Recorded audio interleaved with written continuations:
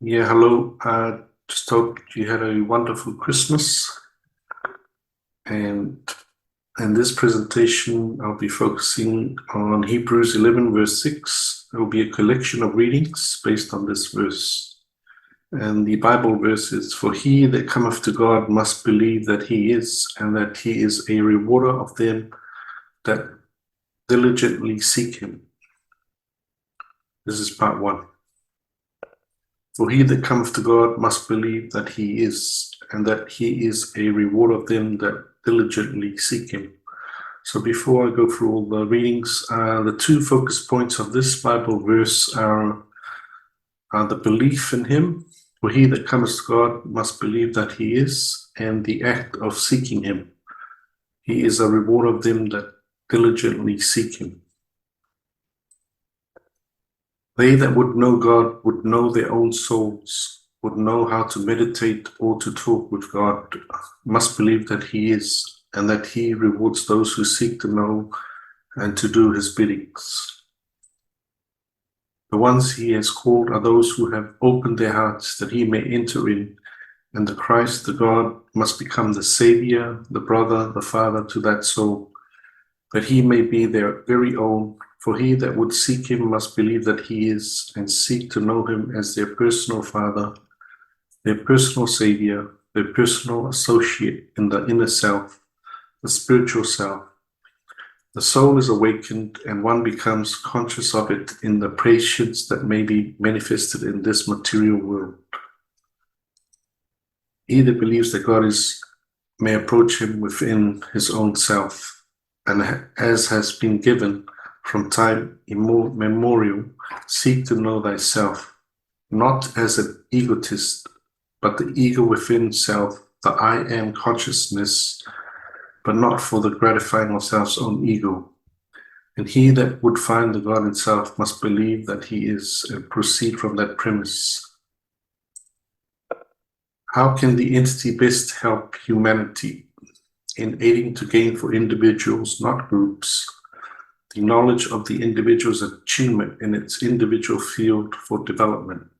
That is, as the entity goes about to and fro about the earth, there are attractions and detractions of individuals. Help that individual to find self's own relationship to the divine, for in self must come the response of a need for such before it may be wholly awakened in an entity. For true indeed is that given. They who would seek God must believe that he is, and that self must sometime, somewhere, account for that as has been lent to the servant.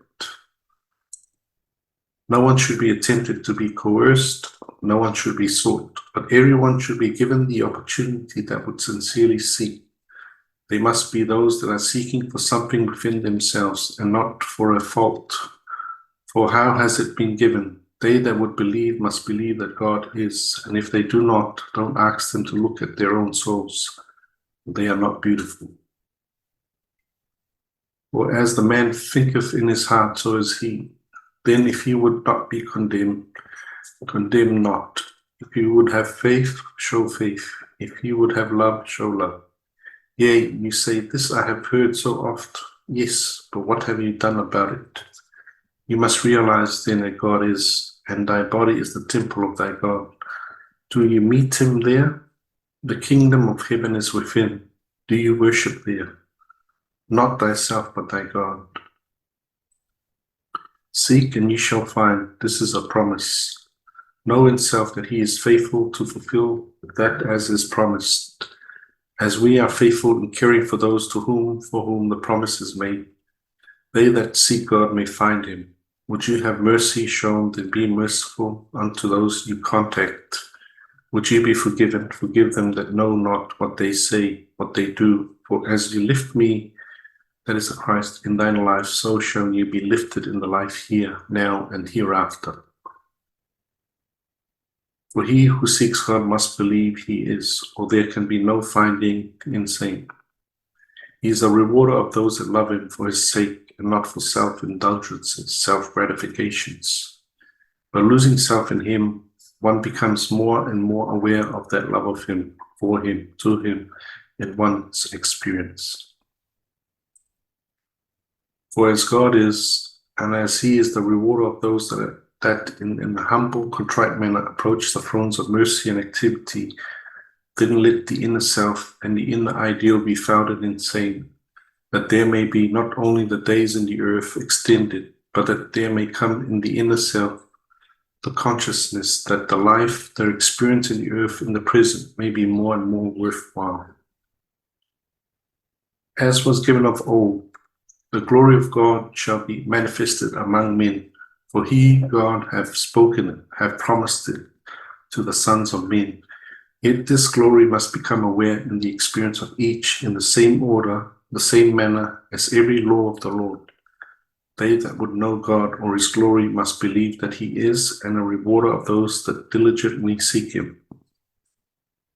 Glory in those things that bespeak of the activities of the Spirit of truth, as it convicts the hearts, the minds, the desires of those that seek to know his ways. For he that would know the Father, that would know his will, his desire, as toward him, must believe that he is. That then which moves in the hearts and minds of those who seek to know him is of him. Glory down in saying. As self is less and less put forth, and more faith, hope, reliance sought in his word, each as individuals may become aware of his presence, abiding with each. For those that would know him must believe that he is. And if he is, he abides ever with those that seek his face. Let their going in and their coming out be acceptable in the sight of him who has promised to come and abide with those that love his coming, love his glorifying in the earth through those promises he has given into the keeping of the sons of men, that ye be kind, ye be gentle, ye be in keeping with those things that thou knowest in thine heart are well pleasing in the sight of the Father. For thus may the manifestations of that promised from the beginning be in thine experience. For those that seek God and to know him must believe that he is, and he is a reward of those that diligently seek him. Keep thine mind attuned to the calls of the divine within. Keep the body physically fit through the proper exercises, physical and mental, lending most of self's energies to another and to others, rather than saving self in that would be. He must first be given, for he that seeks the Lord must believe that he is, would they, if he would, find him. For one doubting has already builded that barrier that prevents a proper understanding, whether as to physical, mental, or spiritual attributes, or spiritual aid, or mental aid, or physical aid. For that in faith sought for shall be thine, even as was given. Be my people, and I will be your God. God may not aid him who does not desire nor seek aid. He continues to put in the way of individuals opportunities, and man may do only that. There can never be love, contentment, peace, happiness forced upon any soul. For he that seeks must believe that God is, and that he hears when being sought. So in the approach to individuals, as one approaches saying, this can only be as a soul is awakened to its own needs. Is it satisfied in self, in its surroundings, in its environs, in all it has believed? In its own faith, then, is it not but disturbing same to do other than give such a one an opportunity, an example, an ideal, then attempt to do God's service with thine own weak hands? Neither attempt to tell the divine how this or that is to be accomplished in human experience. Do thou hast in hand, God gives increase. First, study more of the spiritual aspects. Do not merely classify them as good and evil influence, but know there is the world without, the world within, and that knowledge only does not bring the closer relationship, but the application. For those that would know the Maker and the creative forces must believe they are, believe he is. Believe, for as ye trust thy friend, as ye trust or stand for thy friend in thy service, remember that ye are showing forth that which is the first law. As you do it unto the least of my brethren, you do it unto thy Maker. Keep the faith thou didst have in thy developing years in this experience, as respecting the lowly Nazarene. Another Bible verse, in the beginning was the Word, and the Word was with God, and the Word was God. That's John 1 verse 1. Is it not true that the word mentioned in the first chapter of St. John is the key to life? And is it not true that when man speaks the word I am, he directly links himself with God, the absolute power, and just as he qualifies his work, I am, so does he create the conditions of his own life, including his ability, his health, his environment, his conditions, and everything else in his personal universe?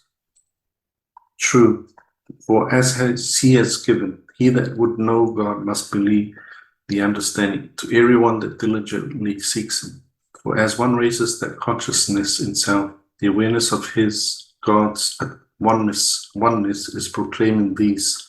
Who shall I say has sent me? I am that I am. And the same is proclaimed in the beginning was the Word, and the Word was God. The same in the beginning. He came to his own, and his own received him not. That word, that understanding, is life, light, immortality. It is the water of life, the bread of life, and in him is no darkness at all. Proclaiming alone does not do other than create the vibrations in self. Acting it, being it, is as God is. So that's the end of the presentation.